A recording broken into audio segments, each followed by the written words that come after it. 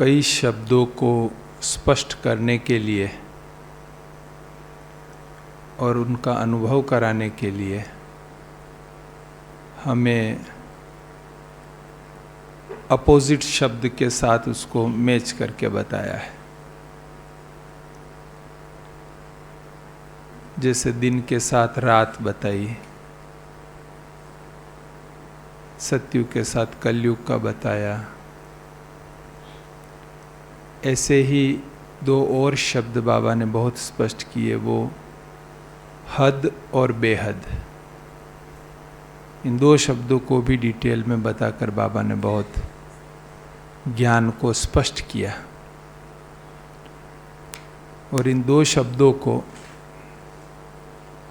हम हर पॉइंट में इन दो शब्दों के साथ लिंक जोड़े कि ये हद का है, बेहद का है, हद का है, बेहद का है, तो ज्ञान और भी स्पष्ट होने लगता है हमारे माइंड में।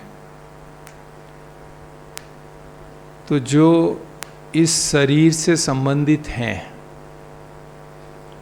वो सब चीज़ें हद वाली है। जो भी इस शरीर से संबंधित बातें होती है वो सब हद वाली है। और जो आत्मा से संबंधित है वो बेहद वाली है। ब्रॉड सेंस में हम उस प्रकार से उसको ले सकते हैं। तो 63 जन्मों तक हमने हदों में रहकर किया है जो भी किया है, क्योंकि शरीर और शरीर का ही भान था हमारे पास। लेकिन अब संगम युग पर बाबा ने आकर आत्मा का परिचय दिया, परमात्मा का परिचय दिया, तो हम हद से निकलकर बेहद में चले गए। वैराग्य भी जो था भक्ति में, तो हद का वैराग्य था, और संगम पर आत्मा का परिचय मिलने के बाद बेहद का वैराग्य हो गया। तो आज बाबा आज की मुरली में यही हद और बेहद उसके बारे में विशेष बता रहे हैं कि बेहद में, हद से निकलकर बेहद में कैसे जाना है। आज रविवार 12 जून 2022 अव्यक्त बाप दादा की मुरली है, जिसकी ओरिजिनल डेट है 3 अप्रैल 1991, 3 अप्रैल 1991।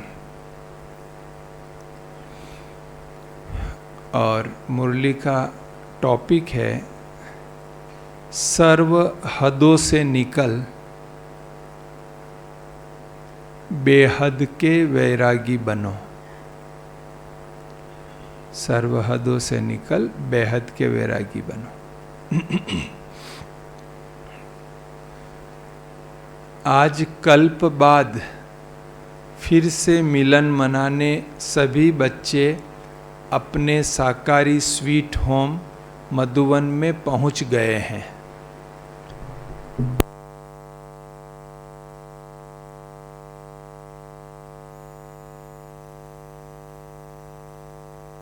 है ना, अभी तो छोड़ो, लेकिन नेक्स्ट में साकारी वतन का स्वीट होम मधुवन ही है। बाकी स्वीट होम कौन सा है? परम धाम है, पर साकारी वतन में स्वीट होम मधुवन है, जहाँ बाप और बच्चों का रूहानी मेला लगता है, मिलन मेला होता है। तो सभी बच्चे मिलन मेले में आए हुए हो। यह बाप और बच्चों का मिलन मेला सिर्फ इस संगम युग पर और मधुवन में ही होता है। इसलिए सभी भागकर मधुवन में पहुँचे हो। मधुवन बाप दादा का साकार रूप में भी मिलन कराता है और साथ साथ सहज याद द्वारा अव्यक्त मिलन भी कराता है, क्योंकि मधुवन धरणी को रूहानी मिलन की, साकार रूप में मिलन की अनुभूति का वरदान मिला हुआ है। वरदानी धरणी होने के कारण मिलन का अनुभव सहज करते हो। मधुवन में क्यों सहज होता है? क्योंकि वो वरदानी भूमि है। वहाँ पैर रखते ही बाबा बाबा बाबा, कि भाई बाबा से मिलना है, बाबा से मिलने आए हैं, ये सहज स्मृतियाँ रहती है और ये सहज अनुभव भी होता रहता है। और कोई भी स्थान पर ज्ञान सागर और ज्ञान नदियों का मिलन मेला नहीं होता है। भगवान वाच याद रखें। और कोई भी स्थान पर ज्ञान सागर और ज्ञान नदियों का मिलन मेला नहीं होता है।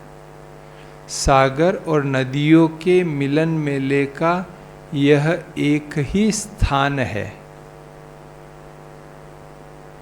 ऐसे महान वरदानी धरणी पर आए हो, ऐसे समझते हो?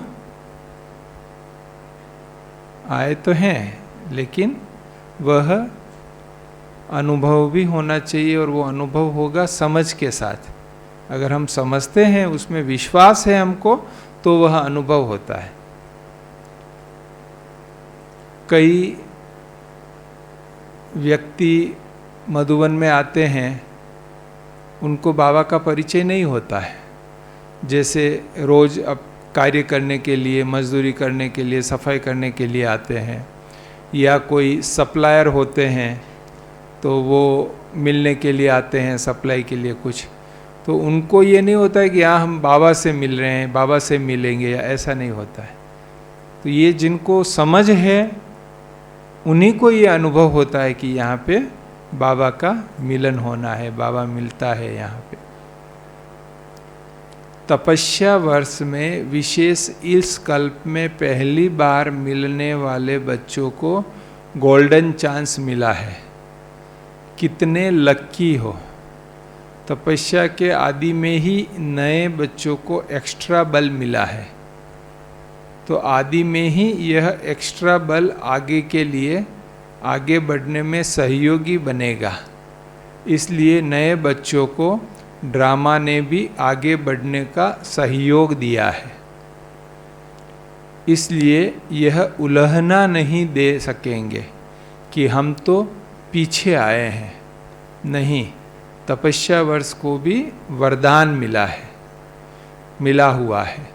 तपस्या वर्ष में वरदानी भूमि पर आने का अधिकार मिला है, चांस मिला है। यह एक्स्ट्रा भाग्य कम नहीं है। यह वर्ष का, मधुवन धरणी का और अपने पुरुषार्थ का, तीनों वरदान विशेष आप नए बच्चों को मिले हुए हैं। तो कितने लक्की हुए। इतने अविनाशी भाग्य का नशा साथ में रखना। ऐसा नहीं कि वापिस मधुबन छोड़ के अपने घर जाएं तो उसको भूल जाएं, वो नहीं। बाबा कहते ये नशा साथ में रखना। सिर्फ यहाँ तक नशा न रहे, लेकिन अविनाशी बाप है, अविनाशी आप श्रेष्ठ आत्माएं हो, तो भाग्य क्या मिलेगा फिर? अविनाशी बाप है तो भाग्य भी अविनाशी है। अविनाशी भाग्य को अविनाशी रखना, यह सिर्फ सहज अटेंशन देने की बात है। क्या है? सहज अटेंशन देना है। अटेंशन भी अलग अलग प्रकार के होते हैं। तो अभी बाबा ने कौन से अटेंशन की बात की? सहज अटेंशन की बात की। टेंशन वाला नहीं, अटेंशन वाला। टेंशन वाला अटेंशन नहीं। कभी कभी क्या होता है, अटेंशन देने का टेंशन हो जाता है। अरे मुझे ध्यान रखना है, अरे मुझे ध्यान रखना है, अरे मुझे ध्यान रखना है, वो टेंशन हो जाता है। वो वाला नहीं कह रहे हैं बाबा। सहज अटेंशन हो। और मुश्किल है भी क्या? मेरा बाबा जान लिया, मान लिया, तो जान लिया, मान लिया, अनुभव कर लिया, अधिकार प्राप्त हो गया, फिर मुश्किल क्या है? लौकिक में जिनके साथ संबंध जुड़ जाता है वो तो फिर क्या होते हैं? सहज याद रहते हैं ना। जैसे किसी की सगाई होती है तो फिर क्या होता है? सहज याद रहती है, उनकी संबंध जुड़ गया। तो इसी प्रकार से यहाँ बाबा से हमने उनको पूरा ही समझ लिया, संबंध जोड़ लिया, फिर तो सहज याद रहती है, मुश्किल की कोई बात ही नहीं है। सिर्फ एक ही मेरा बाबा, यह अनुभव होता रहे, यही फुल नॉलेज है। एक बाबा शब्द में सारा आदि मध्य अंत का ज्ञान समाया हुआ है। एक बाबा शब्द में सारा आदि मध्य अंत का ज्ञान समाया हुआ है। ये बहुत गहरी बात है। वो गणेश जी और कार्तिकेय के लिए बताते हैं ना कि विश्व का भ्रमण करने का शर्त लगी थी कि भाई विश्व का भ्रमण करो। तो कार्तिकेय जी अपना रथ मोर लेकर निकल गए थे भ्रमण के लिए, और गणेश जी ने क्या किया? माँ बाप के चक्कर लगाए, विश्व का भ्रमण हो गया। तो यहाँ भी अगर आदि मध्य अंत का ज्ञान प्राप्त करना है तो एक बाबा, उसको समझ लिया तो आदि मध्य अंत का ज्ञान आ गया। क्योंकि बीज है ना, बीज में तो सारा झाड़ समाया हुआ होता है। अब देखो ये एक समझने की बात है कि जो बाबा ने अभी संगम युग पर ज्ञान दिया है, इस ज्ञान की पॉइंट को भक्ति में द्वापर युग से पक्का कराने के लिए दृष्टांत के रूप में रखें। इस ज्ञान को, जैसे ये गीता ज्ञान है, इसका भागवत बना है। भागवत मतलब भगवान के चरित्र बताए फिर भक्ति में। इसी ज्ञान को, ज्ञान की एक ही लाइन है कि एक बाबा शब्द में सारा आदि मध्य अंत समाया हुआ है, और वहाँ उन्होंने उसकी स्टोरी बनाई है कि कैसे माँ बाप के चक्कर लगाने से, मतलब उन्होंने भगवान को बताया कि भगवान शंकर मतलब वो भगवान है, तो उनका चक्कर लगाया तो सारा विश्व उसमें आ गया। तो हर चीज में ऐसा ही है कि यहाँ की ज्ञान की पॉइंट को वहाँ ऐसे ही समझ नहीं पाते हैं, क्योंकि बाबा तो है नहीं कि सीधा बाबा ने आके ज्ञान दिया, लेकिन उस ज्ञान की पॉइंट को फिर दृष्टांत के रूप में, कहानी के रूप में जो है वो स्पष्ट किया गया है। विस्तार भूल सकता है, लेकिन सार एक बाबा शब्द यह याद रखना मुश्किल नहीं है। सदा सहज है न, कभी सहज कभी मुश्किल नहीं। सदा बाबा मेरा है कि कभी कभी मेरा है। क्या कहेंगे यहाँ बैठे हुए सभी? सदा बाबा मेरा या कभी कभी मेरा है? सदा है। जब सदा बाबा मेरा है तो याद भी सदा सहज है, कोई मुश्किल बात नहीं है। भगवान ने कहा आप मेरे, भगवान ने क्या कहा? आप मेरे, और आपने कहा आप मेरे। आपने भी बाबा को बोला आप मेरे, फिर क्या मुश्किल है? इसलिए विशेष नए बच्चे और आगे बढ़ो। अभी ये वरदान मिला बाबा का कि विशेष नए बच्चे आगे बढ़ो। अभी भी आगे बढ़ने का चांस है। कब की मुरली है? कितने साल हुए?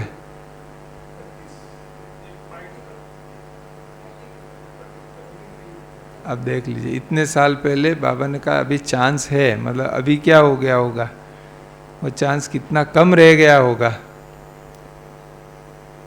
अभी फाइनल समाप्ति का बिगुल नहीं बजा है, इसलिए उड़ो और औरों को भी उड़ाते चलो। इसकी विधि है वेस्ट अर्थात व्यर्थ को बचाओ। उड़ने उड़ाने की विधि क्या है? वेस्ट को बचाओ।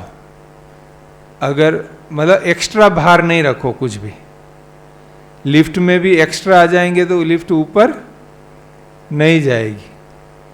फ्लाइट में भी इसीलिए वजन, लिमिटेड वजन ही डालते हैं फ्लाइट में भी, कि इतना ही वजन लेके ये उड़ सकती है। तो आत्मा भी कब उड़ सकती है और उड़ा सकती है? जब आत्मा में व्यर्थ का वजन नहीं हो। अगर व्यर्थ का वजन आत्मा में आ गया तो फिर आत्मा उड़ नहीं सकेगी। व्यर्थ का वजन क्या होता है?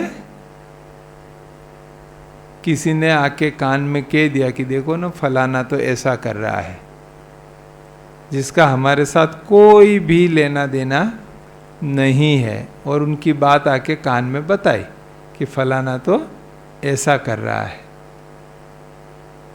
अब योग में बैठे उड़ने के लिए, और याद क्या आएगा? अरे उसने आज ऐसा किया, ऐसा तो नहीं करना चाहिए था।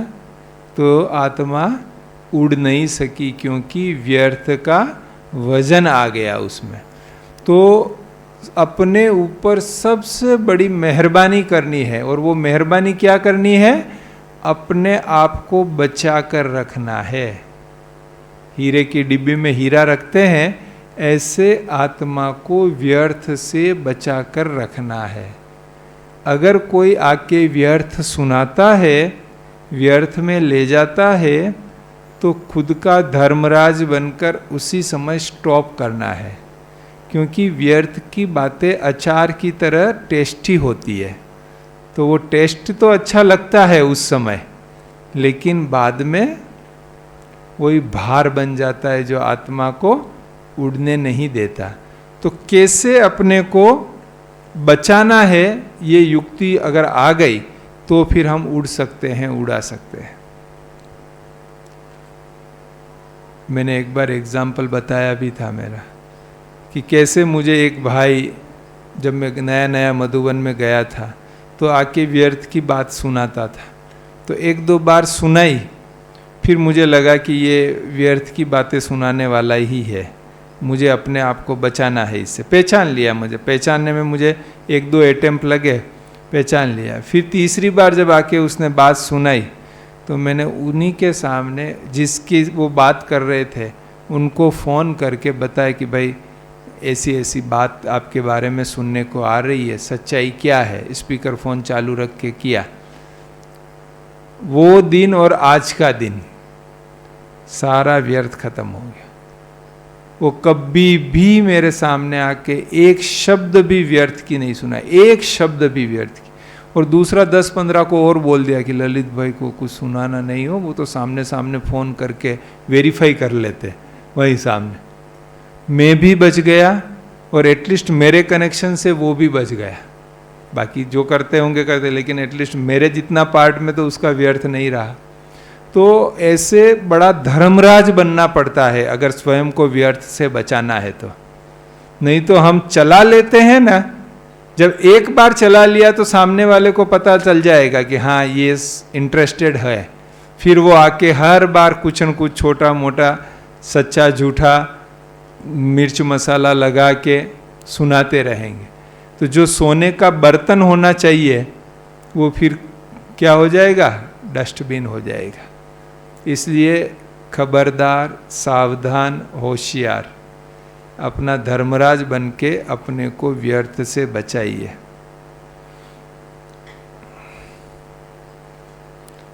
इसकी विधि है वेस्ट, अर्थात व्यर्थ को बचाओ।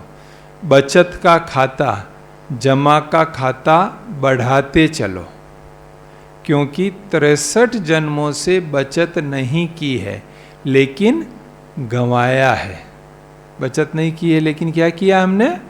गंवाया है। सभी खाते व्यर्थ गंवाकर खत्म कर दिया है। बाबा हमारी बैलेंस शीट बता रहे हैं अभी, अकाउंटेंट, चीफ अकाउंटेंट बाबा हमारी बैलेंस शीट बता रहे हैं कि खाते में क्या रहा और क्या खोया और कैसे खोया, कब से खोया, सारा बैलेंस शीट बता दिया। श्वास का खजाना भी गंवाया, संकल्प का खजाना भी गंवाया, समय का खजाना भी गंवाया, गुणों का खजाना भी गंवाया, शक्तियों का खजाना भी गंवाया, ज्ञान का खजाना भी गंवाया, सब कुछ गंवा दिया। कंगाल हो गए, भटकते हो गए हम। कितने खाते खाली हो गए। अभी इन सभी खातों को जमा करना है। जमा होने का समय भी अभी है और जमा करने की विधि भी बाप द्वारा सहज मिल रही है। विनाशी खजाने खर्च करने से कम होते हैं, खूटते हैं, और यह सब खजाने जितना स्व के प्रति और औरों के प्रति शुभ वृत्ति से कार्य में लगाएंगे उतना जमा होता जाएगा, बढ़ता जाएगा। हमारे प्रति औरों के प्रति लगाना है, लेकिन कौन सी वृत्ति से? शुभ वृत्ति से। ये बहुत जरूरी बात है। वृत्ति की शुभता कम न होनी चाहिए। ये शुभता अगर हमारे जीवन में आ जाती है तो इससे दिव्यता आ जाती है। दिव्यता का आधार है वृत्ति की शुभता, ये ध्यान रखें। यहां खजानों को कार्य में लगाना यह जमा की विधि है। वहां रखना जमा करने की विधि है और यहां लगाना जमा करने की विधि है। कहां पर रखना जमा करने की विधि है? स्थूल में। जैसे आपके पास धन है, स्थूल धन है, तो आप बैंक में रखे रखते हो तो वो बढ़ता है, या लॉकर में रखे रखते हो तो उतना सेफ रहता है। लेकिन ये जो अविनाशी धन है, इसको बढ़ाने का क्या है विधि? खर्च करो। जितना अपने प्रति, दूसरों के प्रति यूज करते जाते हैं उतना ये खजाना बढ़ता जाता है। फर्क है। समय को स्वयं प्रति या औरों प्रति शुभ कार्य में लगाओ तो जमा होता जाएगा। देखो, स्थूल एग्जाम्पल बताता हूं। यहां की बहनों ने सेवा की, सेवा शुभ कार्य से खजानों को लगाया, तो क्या हुआ? पहले फ्री के मकान में थे तो बाबा का एक भवन बना, दूसरा भवन बना, तो ऐसे बढ़ता जाता है। जब लगाते जाते हैं तो बढ़ता जाता है। ये भी ज्ञान को कार्य में लगाओ। ऐसे गुणों को, शक्तियों को जितना लगाएंगे उतना बढ़ेगा। यह नहीं सोचना जैसे वह लॉकर में रख देते हैं और समझते हैं बहुत जमा है, ऐसे आप भी सोचो मेरे बुद्धि में ज्ञान बहुत है, गुण भी मेरे में बहुत हैं, शक्तियाँ भी बहुत हैं। बुद्धि में केवल, प्रैक्टिकल कहीं भी लगाया नहीं तो क्या होगा? अगर नहीं लगाया है तो वृद्धि को प्राप्त नहीं होगा। वृद्धि को प्राप्त करने की विधि है उसे सफल करो, लगाओ। लॉकअप करके नहीं रखो, यूज करो। समझा? जमा करने की विधि क्या है? कार्य में लगाना, यूज करना, ये जमा करने की विधि है। स्वयं प्रति भी यूज करो, नहीं तो यूज नहीं करेंगे तो क्या हो जाएगा? इंग्लिश वर्ड बाबा ने यूज किया इसका पैरेलल, लूज हो जाएगा। यूज नहीं करेंगे तो लूज हो जाएगा। ये लूज मतलब खोने वाली बात है कि खो जाएगा। कई बच्चे कहते हैं कि सर्व खजाने मेरे अंदर बहुत समाये हुए हैं। अरे मैं भी क्लास कराना चाहूँ तो अच्छे से अच्छा क्लास करा सकता हूँ, मेरे को भी सब आता है। कौन रोक रहा है? कराइए ना आप। अपने आसपास कितने मिलते हैं दिन भर में, तो कराइए।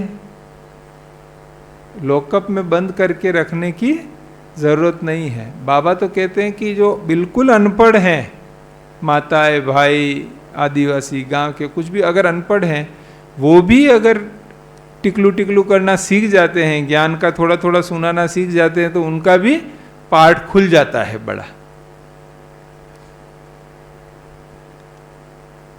खजाने मेरे अंदर बहुत समाये हुए हैं, लेकिन समाये हुए की निशानी क्या है?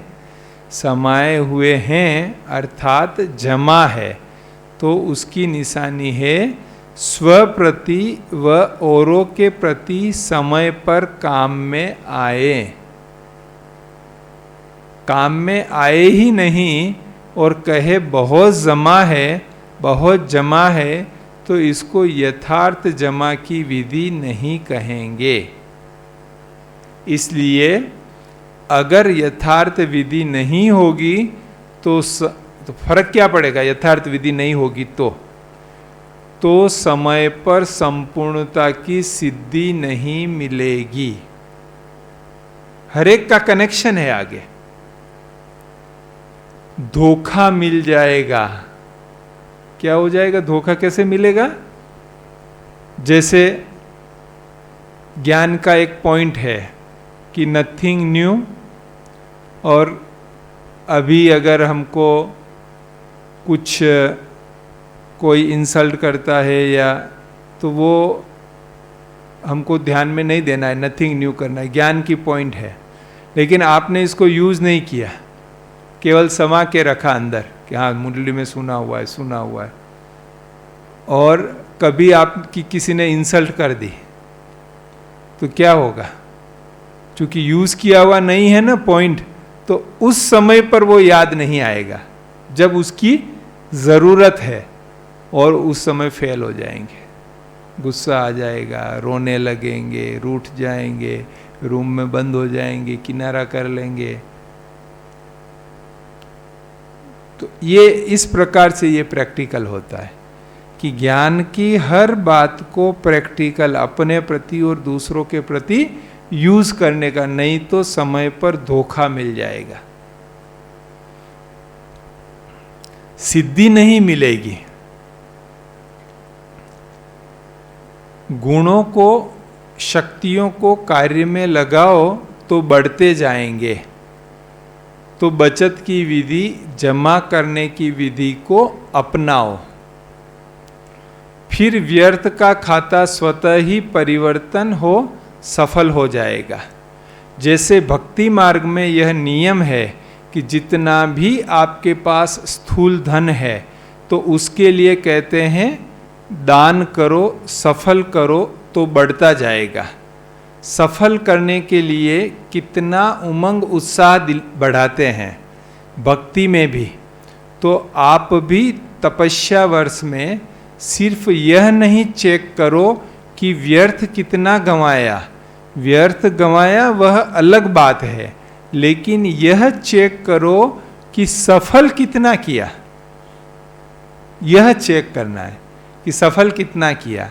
जो सारे खजाने सुनाए गुण भी है, बाप की देन, मेरा यह गुण है, मेरी शक्ति है, यह स्वप्न में भी गलती नहीं करना। यह बाप की देन है, तो प्रभु देन, परमात्मा देन को मेरा मानना यह महापाप है। देखो बाबा ने बहुत भारी शब्द यूज किया है, बहुत भारी शब्द, कि कोई भी गुण या विशेषता को मेरा मानना है। क्या है वो? प्रभु देन है, ईश्वरीय प्रसाद है वो, और उसको मेरा मानना यह महापाप है। कई बार कई बच्चे साधारण भाषा में भी सोचते हैं, साधारण भाषा में सोचते भी हैं और बोलते भी हैं। ध्यान से सुनना कि मेरे इस गुण को यूज नहीं किया जाता, मेरे में यह शक्ति है, मेरी बुद्धि बहुत अच्छी है, इसको यूज नहीं किया जाता है। मेरी कहाँ से आई? मेरी कहां से आई? मेरी कहा और मैली हुई। बाबा कैसे शब्द यूज कर रहे हैं?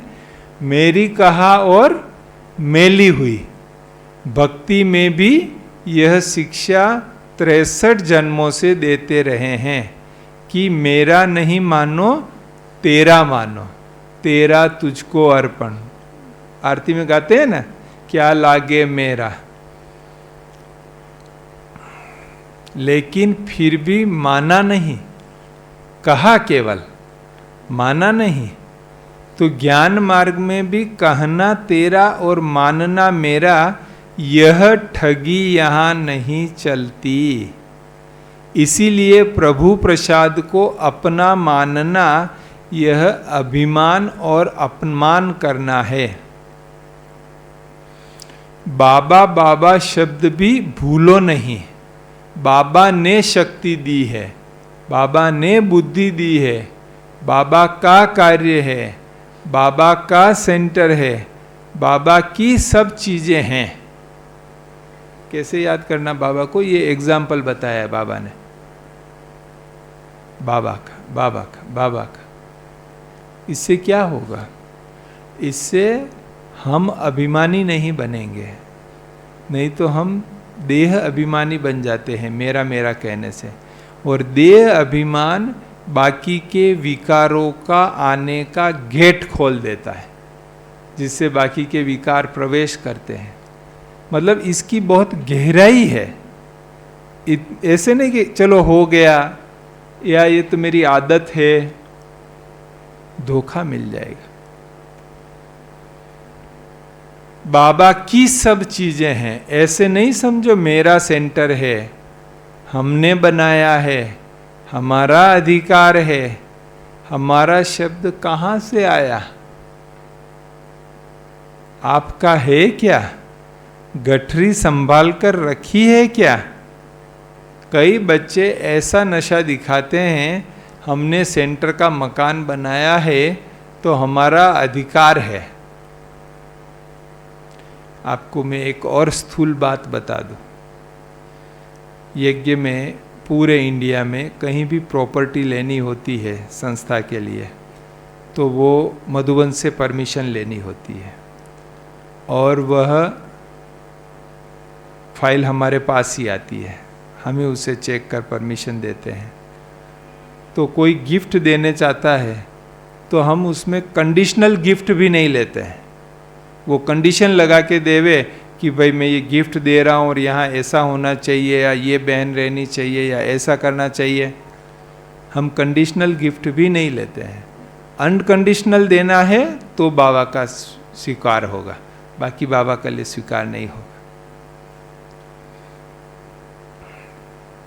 लेकिन बनाया किसका सेंटर? आपने बनाया, लेकिन किसका सेंटर बनाया? बाबा का सेंटर है ना। तो जब बाबा को अर्पण कर दिया तो फिर आपका कहां से आया? ये तो स्थूल बात है। सूक्ष्म बात है कि अपना तन मन धन वो भी तो हमने बाबा को अर्पण किया है। भले गृहस्थ में रह रहे हैं, नौकरी धंधा कर रहे हैं, घर का काम कर रहे हैं, लेकिन अर्पण तो है तन मन धन। तो जब तन मन धन अर्पण है तो फिर मेरा कहाँ से आएगा? मेरा तो नहीं हुआ ना, फिर बाबा का है वो। तो वो अमानत को भी उस प्रकार से ही यूज करना है। मेरा कहाँ से आया? जब बुद्धि बदलती है तो कहते हैं मेरा है। मेरे मेरे ने ही मेला किया, फिर मेला होना है।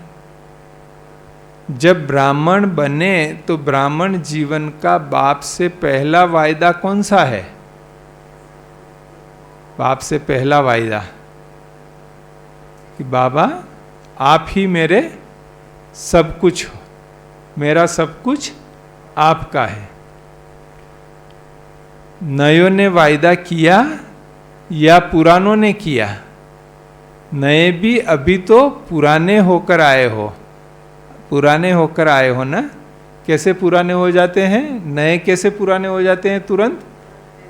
कल्प पहले की स्मृति आती है तो वही बाबा के पुराने बच्चे हम।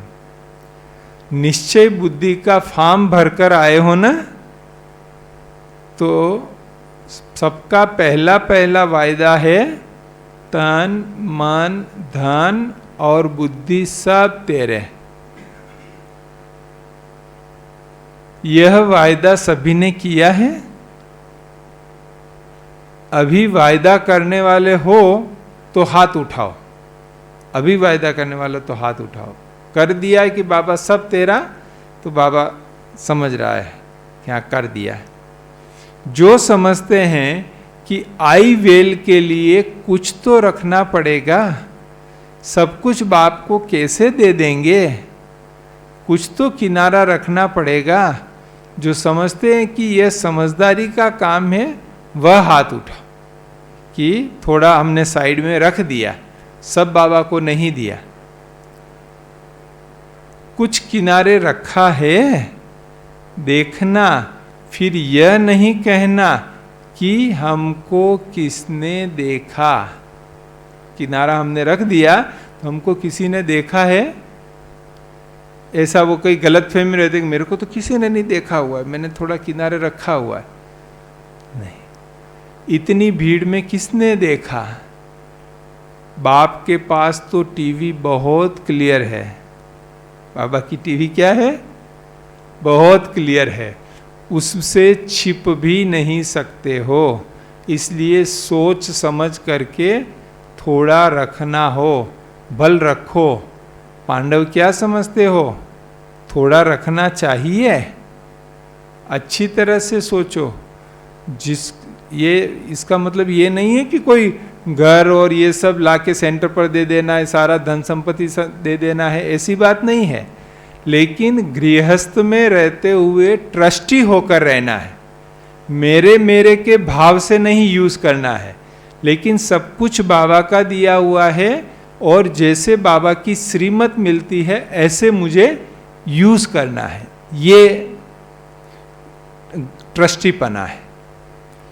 जिनको रखना है वे अभी हाथ उठा ले, बच जाएंगे। नहीं तो यह समय, यह सभा, यह आपका कांध का हिलाना, यह सब दिखाई देगा।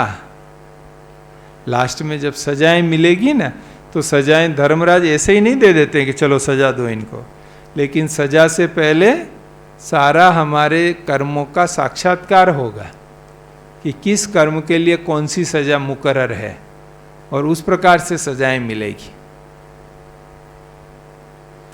कभी भी मेरापन नहीं रखो।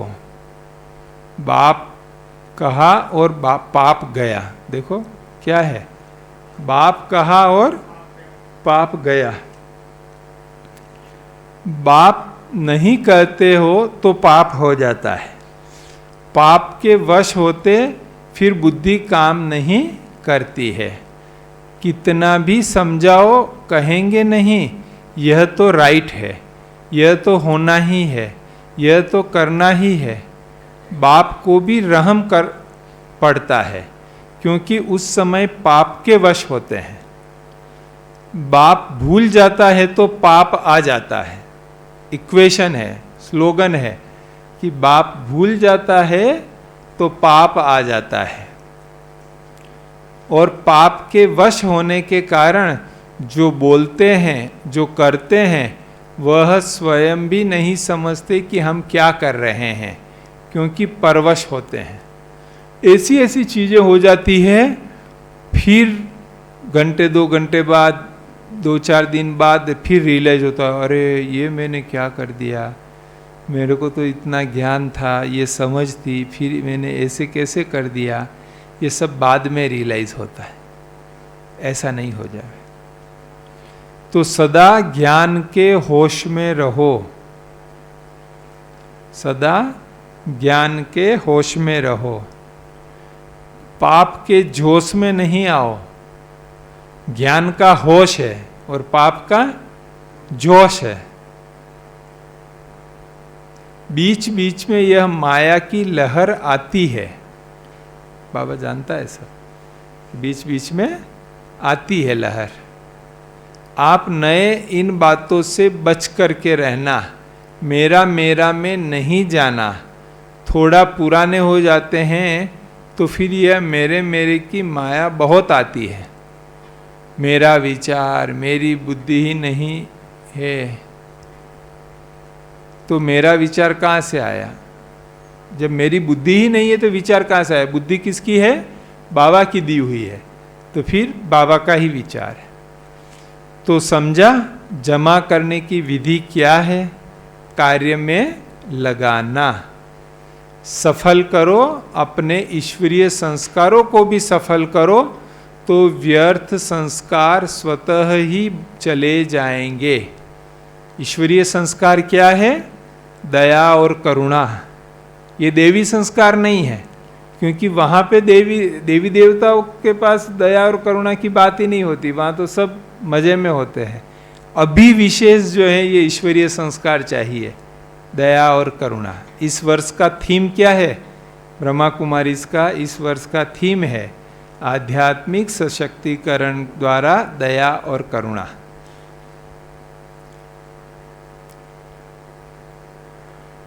ईश्वरीय संस्कारों को कार्य में नहीं लगाते हो तो वह लोकर में रहते और पुराना काम करते रहते। कईयों की यह आदत होती है बैंक में या अलमारियों में रखने की। बहुत अच्छे कपड़े होंगे, पैसे होंगे, चीज़ें होंगी, लेकिन यूज़ फिर भी पुराना करेंगे। पुरानी वस्तु से उन्हों को विशेष प्यार होता है और अलमारी की चीज़ें अलमारी में ही रह जाएगी और वह पुराने से ही चला जाएगा। तो ऐसे नहीं करना। पुराने संस्कार यूज़ करते रहो और ईश्वरीय संस्कार बुद्धि के लोकर में रखो नहीं, कार्य में लगाओ। ईश्वरीय संस्कार को कार्य में लगाओ, सफल करो। तो यह चार्ट रखो कि सफल कितना किया। ये चार्ट रखो, सफल कितना किया। कैसे पता लगाएंगे? मैंने लास्ट टाइम बताया था ना, एक ऐप बन रही है, ग्रुप में भी डाला था सेंटर के। अभी ऐसा प्लान किया है कि 24 जून मम्मा डे पर वह मोबाइल ऐप ऑफिशियल लॉन्च करेंगे, जिसमें आप सभी यह चार्ट रख सकेंगे कि प्रैक्टिकल कितना जमा हुआ है। उसमें दुआएं गिनती होंगी और आज टॉप 10 में कौन कौन है वो भी आएगा कि किसने कितनी जमाई की है, और कैसे वो लीक हो जाती है वो भी उसमें पॉइंट्स होंगे कि जिससे वो लीक हो जाता है। सफल करना माना बचाना या बढ़ाना। मनसा से सफल करो, वाणी से सफल करो, संबंध संपर्क से, कर्म से, अपने श्रेष्ठ संग से, अपने अति शक्तिशाली वृत्ति से सफल करो। हर प्रकार से हम सफल कर सकते हैं। ऐसे नहीं कि मेरी वृत्ति तो अच्छी रहती है लेकिन सफल कितना किया। मेरे संस्कार तो है ही शांत, लेकिन सफल कितना किया, कार्य में लगाया। तो यह विधि अपनाने से संपूर्णता की सिद्धि सहज अनुभव करते रहेंगे। सफल करना ही सफलता की चाबी है। लो, आज बाबा ने गोल्डन की दे दी है सफलता की। क्या है गोल्डन की सफलता की? सफल करना ही सफलता की चाबी है। समझा क्या करना है? सिर्फ अपने में ही खुश नहीं होते रहो। मैं तो बहुत अच्छी गुणवान हूँ, मैं बहुत अच्छे भाषण कर सकती हूँ, मैं बहुत अच्छा ज्ञानी हूँ, योग भी मेरा बहुत अच्छा है। लेकिन अच्छा है तो यूज़ करो, यूज़ करो ना, उसको सफल करो। सहज विधि है, कार्य में लगाओ और बढ़ाओ। बिना मेहनत के बढ़ता जाएगा। और 21 जन्म आराम से खाना, अगर अभी यूज़ करेंगे तो। वहाँ मेहनत नहीं करनी पड़ेगी। विशाल महफिल है, माना ओम शांति भवन का हॉल एकदम फुल हो गया है, इसलिए कईयों को नीचे मेडिटेशन हॉल छोटे हॉल में बैठना पड़ गया। वहाँ पर पांडव भवन में हॉल फुल हो गया था, तो उसके लिए बाबा बोले विशाल सभा है, महफिल है। शास्त्रों में यह आपको आपका जो यादगार है उसमें भी गायन है। पहले गिलास में पानी डाला, फिर उससे घड़े में डाला, फिर घड़े से तालाब में डाला, तालाब से नदी में डाला, आखिरी कहाँ गया? सागर में। तो यह महफिल पहले हिस्ट्री हॉल में लगी, फिर मेडिटेशन हॉल में लगी, अभी ओम शांति भवन में लग रही है, अब फिर कहाँ लगेगी? ये 91 की मुरली है। फिर शांतिवन डायमंड हॉल में लगी, 96 में 95 में पहली बार वहाँ बाबा आए।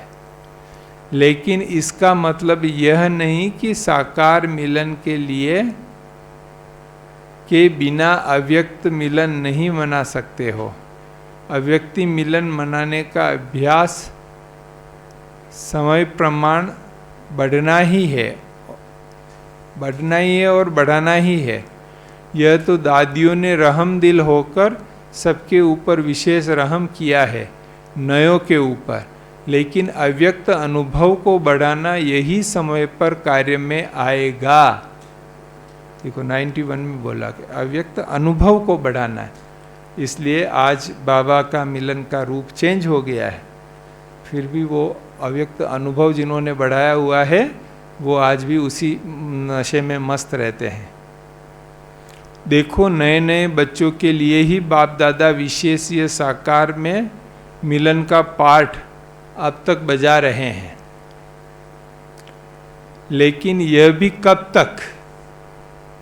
Question mark. बाबा ने खुद प्रश्न पैदा किया, यह भी कब तक?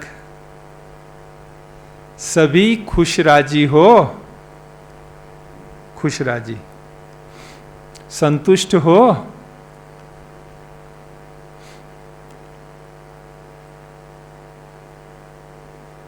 बाहर रहने में भी संतुष्ट हो, यह भी ड्रामा में पार्ट है। जब कहते हो सारा आबू हमारा होगा तो वह कैसे होगा? पहले आप चरण रखो, फिर अभी जो धर्मशाला है वह अपना हो जाएगा। देखो विदेश में अभी ऐसे होने लगा है, चर्च इतने नहीं चलते हैं तो बीके को दे दी है विदेश में कई जगह पर। हमारे सेंटर वो चर्च के मकान में चलते हैं या हमने खरीदे हैं वो चर्च। वहाँ चर्च बहुत बिक्री पर होते हैं, क्योंकि बन गए। बनाते समय किस समय लहर चली थी तो उस समय सब चर्च बना दिए। अब वहाँ कोई जाता ही नहीं है, कोई उसका रख रखाव करने वाला ही नहीं है, तो फिर वो सेल आउट कर देते हैं।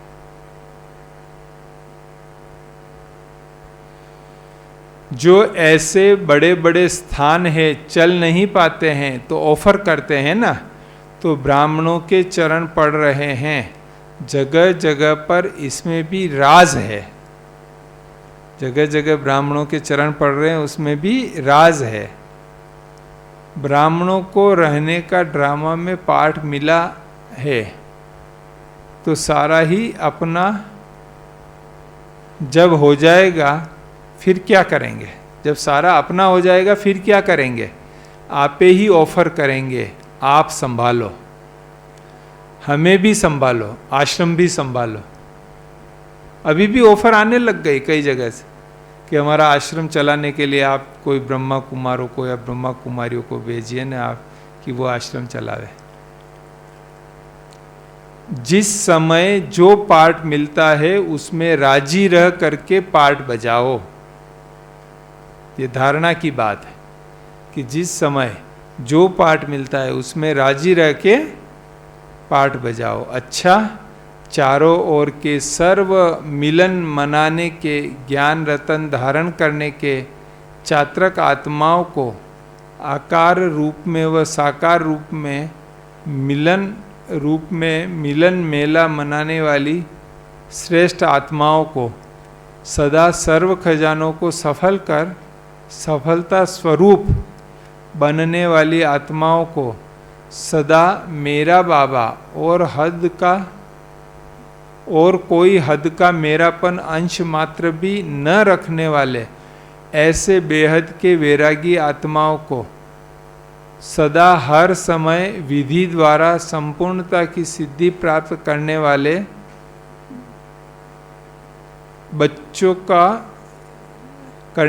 बच्चों को बाप दादा का याद प्यार और नमस्ते।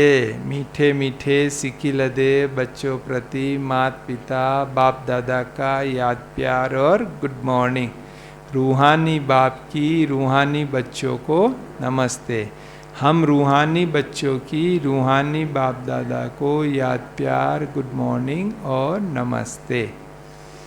अभी दादियों से सदैव कोई नई सीन होनी चाहिए ना। यह भी ड्रामा में नई सीन थी जो रिपीट हुई। यह सोचा था कि यह हॉल भी छोटा हो जाएगा, क्योंकि निर्वेर भाई जी सुनाते हैं कि जब वो पहली बार बाबा से मिलने आए तो 6 का ग्रुप लेके आए। 6 जने थे वो साथ में, कितना 6 और 5-6 पहले और कहीं से ग्रुप आया हुआ था, तो टोटल 10-12 थे।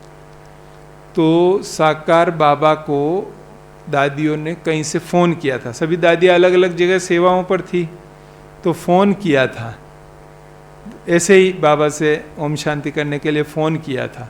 तो बाबा ने कहा बच्चे मधुबन में तो बहुत रिमझिम लगी हुई है, बहुत बड़ा ग्रुप आया हुआ है। कितने आए थे? 6 और 6 12, और वो बहुत बड़ा ग्रुप आया हुआ है। तो उसके बाद तो आंगन में फिर हिस्ट्री हॉल, फिर मेडिटेशन हॉल, फिर ओम शांति भवन। तो बाबा पूछ रहे हैं दादियों से कि कभी सोचा था कि यह हॉल भी छोटा पड़ेगा, छोटा हो जाएगा? सदा एक सीन तो अच्छी नहीं लगती ना, कभी कभी की सीन अच्छी लगती है। यह भी एक रूहानी रौनक है ना। इन सभी आत्माओं का संकल्प पूरा होना था, इसलिए यह सीन हो गई।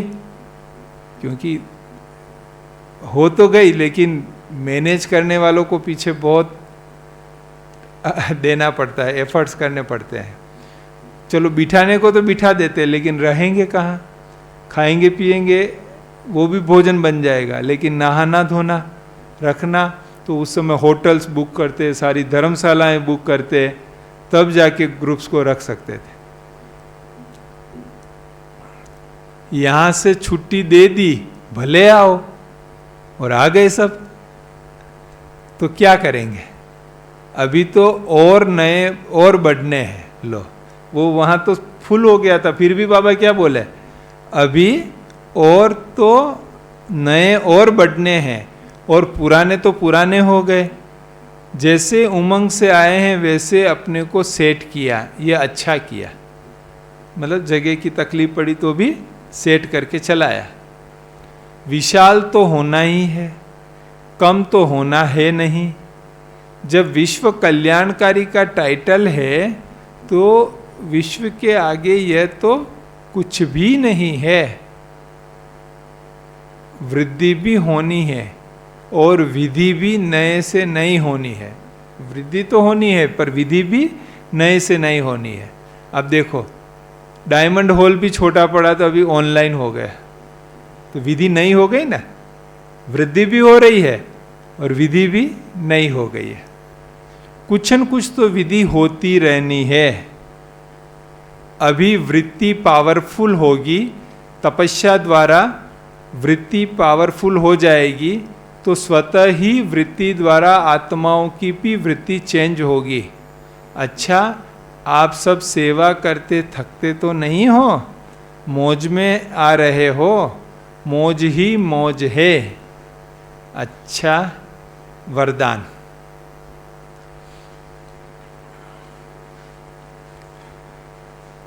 श्रेष्ठ कर्म द्वारा दुआओं का स्टॉक जमा करने वाले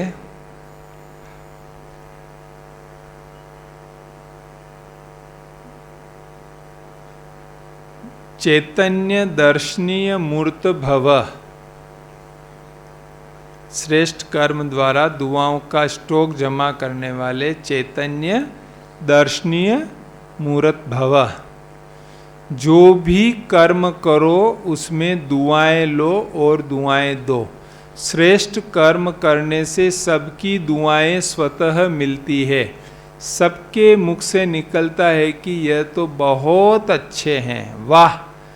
उनके कर्म ही यादगार बन जाते हैं। भल कोई भी काम करो लेकिन खुशी लो और खुशी दो, दुआएं लो और दुआएं दो।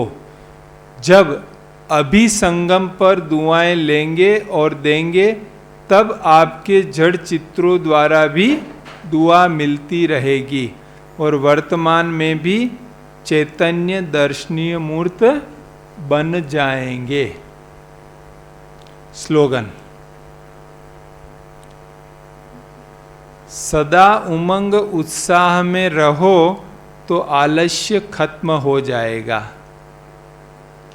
सदा उमंग उत्साह में रहो तो आलस्य खत्म हो जाएगा।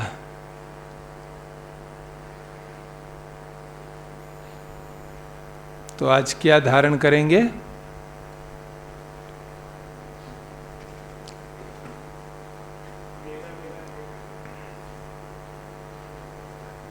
मेरा मेरा नहीं है, बाबा बाबा कहना है और यूज करना है। लॉकअप में बंद करके नहीं रखना है, लेकिन यूज करना है। शुभ वृत्ति, शुभ वृत्ति रखनी है। अव्यक्त अनुभव को बढ़ाना है, क्योंकि विधियां बदलती रहेंगी।